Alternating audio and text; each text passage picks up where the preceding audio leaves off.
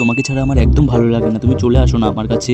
আমার ছেলে মনে হয় কারোর সাথে কথা বলছে, একবার গিয়ে দেখি। ও বলছে মা আসছে, রাখো রাখো। তুই আমার বৌমার সাথে কথা বলতেছিলি, মাকে বল তুই। না না মা, আমি কারোর সাথে কথা বলতেছিলাম না, হয়তো বা তুমি ভুল দেখেছো। মাকে বলবি না? তুই মাকে বিশ্বাস করছিস না? তুই মাকে একবার বললে তো দেখ। মাকে আমি বলবো, কিন্তু তুমি কাউকে কিছু বলতে পারবে না কিন্তু মা।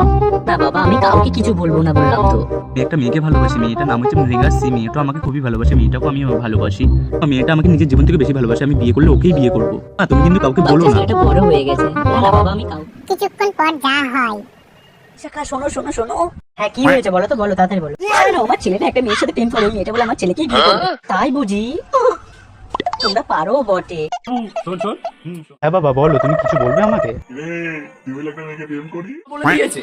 না না, তোর মা বলেনি, আমি শুনতে পেয়েছি। বাবা কিন্তু বাপের মতন হতে হবে কিন্তু।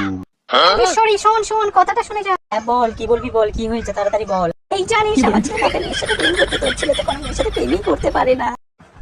ও তাই বুঝি? আমার ছেলে প্রেম করে, তোর ছেলে প্রেম করে না, তোর ছেলে পারবে না প্রেম করতে। যত সব নাটক, এদের নাটকগুলো কাজ